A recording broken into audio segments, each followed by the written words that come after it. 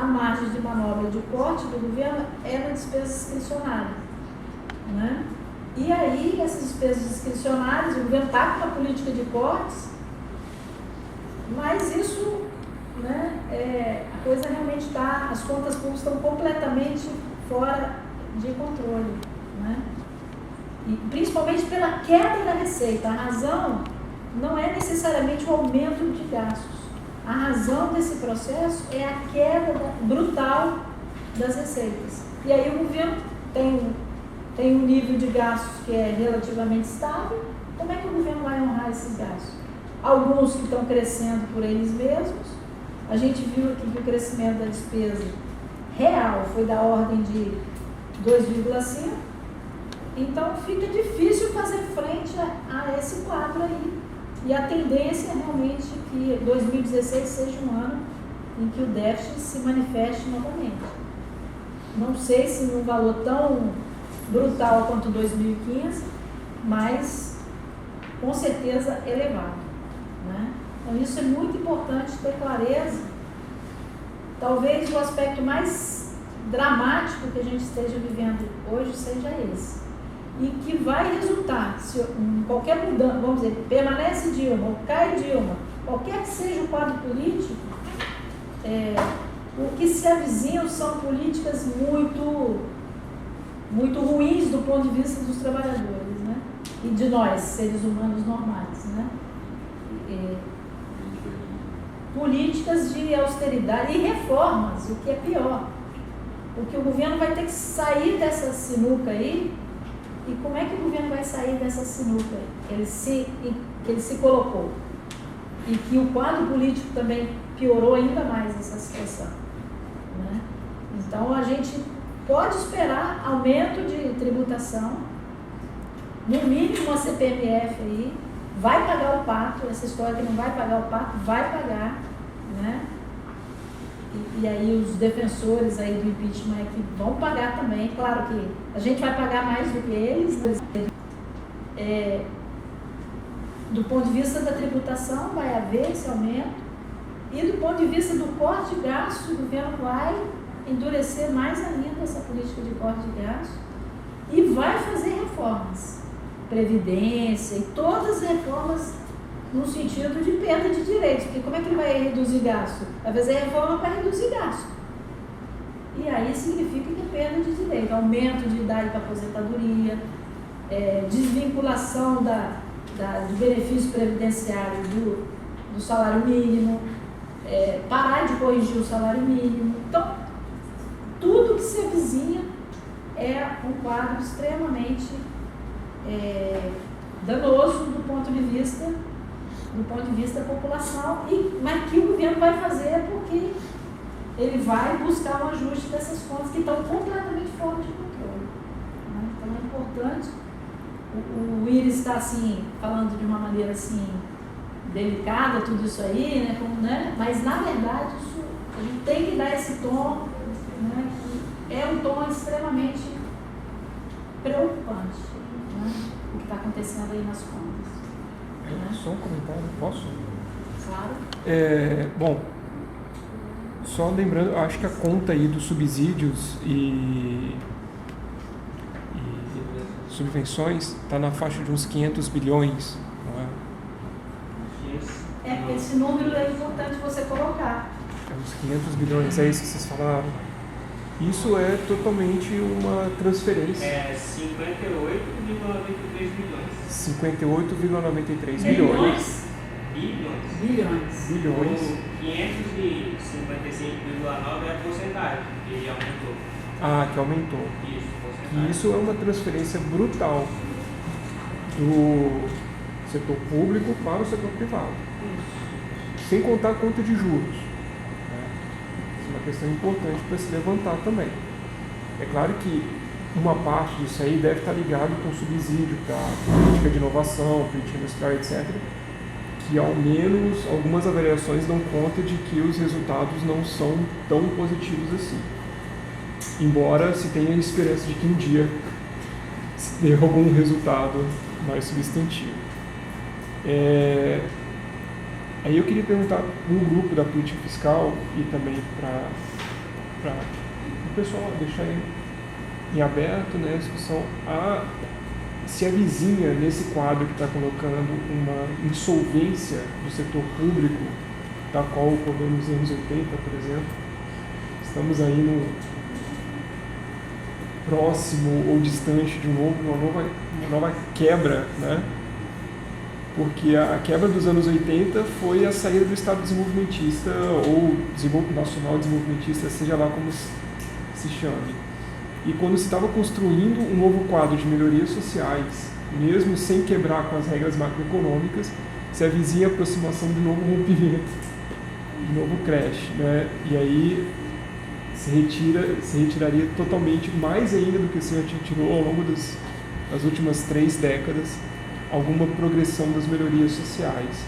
Eu queria saber a opinião acho que do grupo inteiro sobre essa possibilidade desse rompimento, que é um rompimento estrutural, né? Se avizinha um rompimento estrutural. Bom dia. A primeira coisa, o Estado, por definição, não pode quebrar. Aí podem ficar todos tranquilos. Outra coisa é que interesse que quebre. Estamos falando de um problema político, não de um problema econômico. Economicamente, o Estado não quebra. Não pode. Politicamente, podemos fazer toda a porcaria que a gente quer. Segunda coisa importante. Aqui Nietzsche nos está apresentando, va a acontecer esto. También van a acontecer estas políticas para tirar os direitos sociais, os direitos dos trabalhadores, a gente trabalhar menos mais por menos dinheiro, com menos direitos, por um problema político, não por um problema econômico. A essa transferência de 500 bilhões, quantos bilhões regala o Estado vía BNDES, vía dívida pública às famílias mais ricas deste país? E temos umas reservas em títulos do Tesouro americano a 1,5% e pagamos bilhões e bilhões às famílias mais ricas deste país a 15%, 14,25%. E depois a essas mesmas famílias emprestamos vía BNDES outros 500 ou 500 bilhões a 4,5%. Económicamente, este país é um dos países mais ricos do mundo. Outra coisa é que políticamente também é um dos países mais desiguais do mundo. Que se temos problemas, não são problemas políticos. A geração de riqueza que faz Brasil é uma barbaridade. Não estamos quebrados, não tem problema, é um problema político. Um problema político bem grave, porque aqui se apresentam as coisas como tem que acontecer porque temos que ajustar as contas. E por quê? Vamos a empezar pelo princípio. O que ha acontecido na Europa?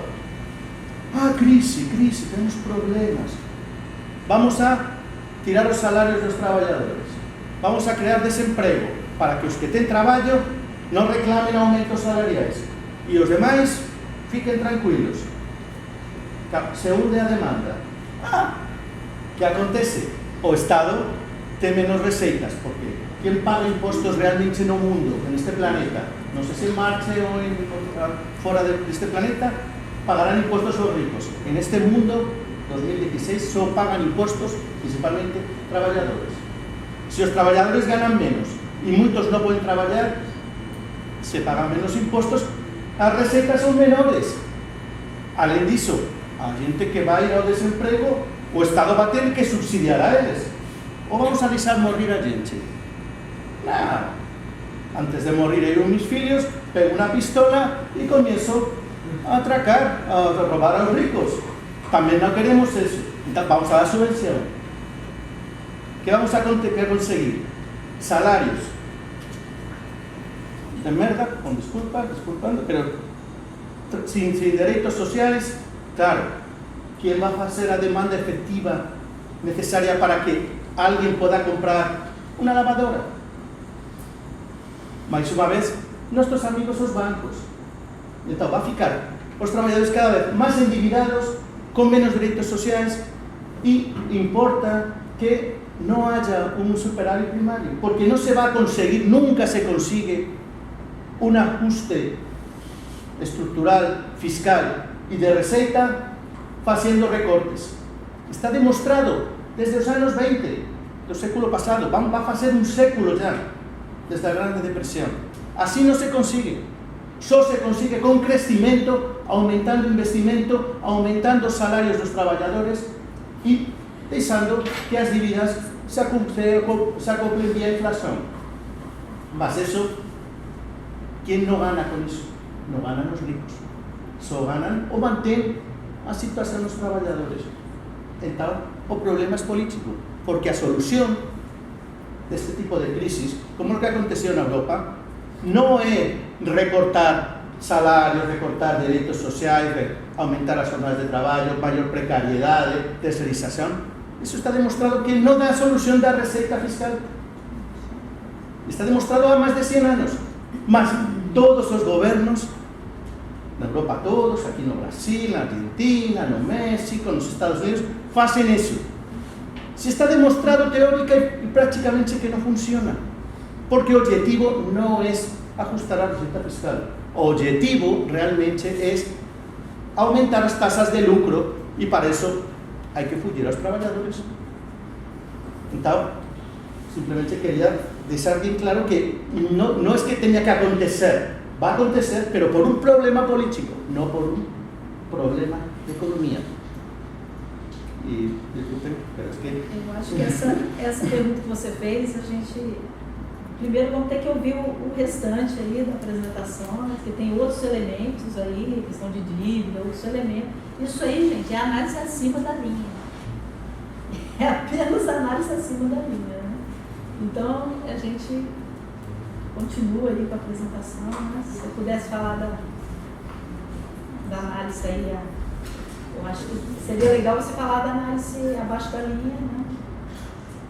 Acima da linha, como ele disse, ele está vendo receitas e despesas. Ninguém aqui está fazendo nenhuma defesa.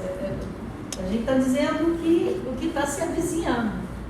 E eu não estou vendo nenhuma resistência a se opondo a isso. Né? Então, uma tendência, eu como cientista que só observo a realidade, estou vendo para onde a coisa deve caminhar. Né? Agora, existe uma dimensão política, sem dúvida. Né? Passando então para a análise abaixo da linha do setor público consolidado, SPC, a análise abaixo da linha ela é o resultado fiscal pela ótica do financiamento e mostra basicamente o desempenho fiscal do governo através da variação do endividamento líquido. Esses números referem-se ao governo central, os estados, municípios e empresas estatais, excluindo a Eletrobras e a Petrobras. Bem, partindo disso, falar um pouco da Lei de Crises Orçamentárias de 2015. Ela, em 2015, propunha uma meta de superávit primário para a SPC de 66,3 bilhões de reais, valor equivalente a 1,2% do PIB. Mas, diante da queda de arrecadamento e a continuidade da recessão econômica, o governo federal enviou para o Congresso em 22 de julho um projeto de lei que alterou a LDO e reduziu a meta superávit para 8,48 bilhões de reais. Mas ainda diante da incerteza, o governo federal revisou de novo a meta fiscal no dia 27 de outubro, prevendo déficit de 51,8 bilhões de reais. E em 2 de dezembro, o Congresso aprovou a redução da meta fiscal de 2015, que autorizou o governo a encerrar o ano com déficit de 119,9 bilhões de reais. A continuação da política de elevação da taxa de juros básica, que fechou no ano de 2015... Acho que teria que fazer um comentário sobre isso aqui. Isso aqui não é um negócio trivial, não. Esse parágrafo que ele descreveu, isso tem tudo a ver com o impeachment da Dilma, né? Essa história, quer dizer, você teve 3 mudanças na meta de superar, aprovadas pelo Congresso. Olha o que está escrito aí. Foram aprovadas. Né? E aí, na verdade, você tem uma das justificativas do impeachment, aquela história dos créditos suplementares, que foram feitos ao longo de 2015. Mas, na verdade, se houve essa aprovação de todas essas mudanças de metas ao longo de 2015, isso não se configura uma irregularidade. Né? E, quer dizer, um dos elementos que fundamenta a pedido de impeachment da Dilma é essa história de que o governo votou crédito suplementar e a meta não era compatível com a meta de superávit. Só que o próprio Congresso aprovou essas 3 mudanças de meta. Né? 3 mudanças de meta foram feitas. Então você vê que loucura que aconteceu no ano de 2015. Né? Que loucura que aconteceu do ponto de vista, assim, até legal, né? Quer dizer, foi aprovado, então ali não teve ilegalidade. O que teve é uma situação fiscal que foi se deteriorando e com a aprovação do Congresso, quer dizer, se há uma coisa errada, o Congresso também deveria ser responsabilizado por isso, porque ele aprovou isso, essas mudanças de meta, e aprovou o déficit. Né? E aí você vê essa situação que parece que a gente está, sei lá em que país a gente está, né? Ou em Marte, né? Isso é uma coisa para chamar a atenção. Eu não tinha me dado conta que eram 3, você mapeou, eu achei que eram 2 só, mas são 3. Né? Continuando, a continuação de política de elevação de taxas de juros básicos, que fechou no ano de 2015 em 14,25%, bem como a elevação da taxa média de remuneração da dívida pública de 19,3% em dezembro de 2014 para 29,7% em dezembro de 2015, em face ao Pacto de Forte Estabilidade, ampliou sensivelmente as despesas financeiras do governo. As despesas nominais alcançou no acumulado do ano de 2015 501,79 bilhões de reais, valor de 8,5% do PIB, com forte contribuição do governo central, que foi de 397,24 bilhões de reais, relativo a 6,7% do PIB. Comparado ao ano anterior, as despesas do SPC conjunto nominais foram de 311,38 bilhões de reais, ou 5,5% do PIB. Dá para ver que houve um aumento relativo de 55% das despesas conjuntos nominais. O SPC também registrou um déficit primário de 111,25 bilhões de reais em 2015, com desconto de 1,9% do PIB, contra um déficit primário de 32,54 bilhões de reais em 2014. Onde o governo central respondeu por um déficit primário de 116 bilhões de reais, ou 2% do PIB em 2015, contra 20,47 bilhões em 2014. No acumulado de 2015, os governos regionais registraram um superávit primário de 9,78 bilhões de reais, comparado com um déficit primário de 7,79 bilhões de reais em 2014. Já as empresas estatais tiveram um déficit de 4,28 bilhões de reais. O SPC também registrou em 2015 déficit nominal de 613,04 bilhões de reais, valor aproximado de 10,4% do PIB. Repare que isso é um indicador da situação do setor público, né? E é um indicador completamente alucinante, né? 10% do PIB. Mas o que explica isso? O grosso disso aí se explica pelas despesas financeiras, né? São as despesas financeiras que explicam a situação de dramática do setor público. Por um lado, no campo primário, ou fiscal estrito sensu, o que explica é a queda da arrecadação. Né? Porque as despesas não houve uma alteração significativa dessas coisas, mas houve uma queda brutal da arrecadação, que entra nessa lógica que o Henrique mencionou, do círculo vicioso. Num contexto de baixo crescimento, você entra num círculo vicioso. Né? E o déficit explode num contexto desse. Né?